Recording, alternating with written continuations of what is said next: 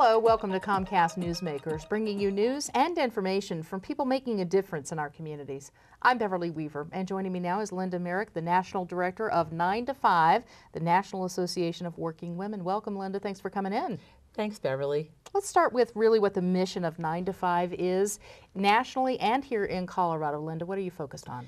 Well, we are focused on issues that affect low-income women, mainly issues related to improving the workplace and also strengthening the safety net for low-income women and their families.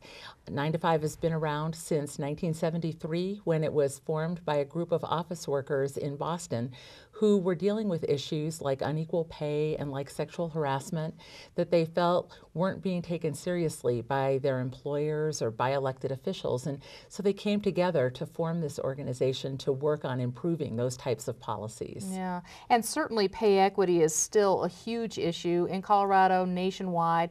You're working very hard on the establishment of a permanent pay equity commission. Tell me about that.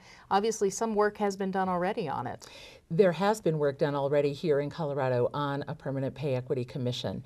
The pay gap for women is about 77 cents on the dollar is what women earn compared to men when you're looking at women and men in full-time year-round jobs.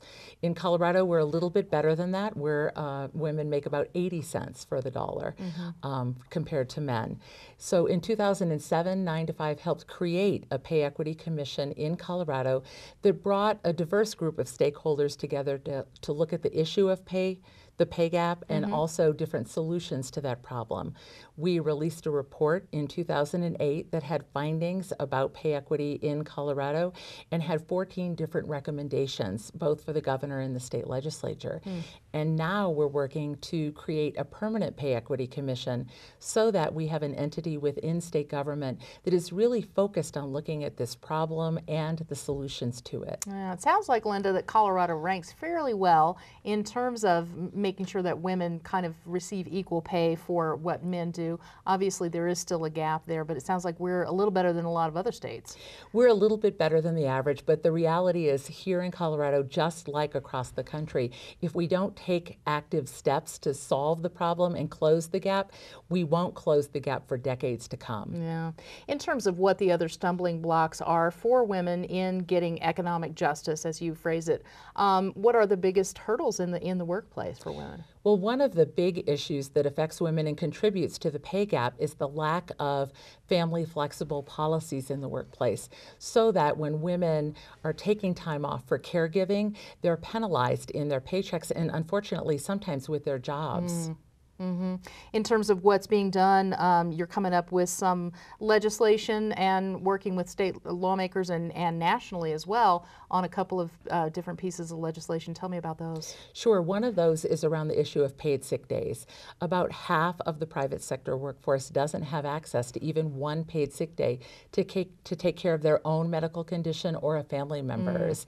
And when you look at low-wage workers, the workers who are in the lowest earning categories, those workers, about 3/4 of them don't have access to paid sick days. So we're working on legislation at the state and the national level that would provide a minimum standard for all workers of paid sick days. Yeah, and in terms of paycheck fairness, you're obviously focused on making sure that women have some equality with men.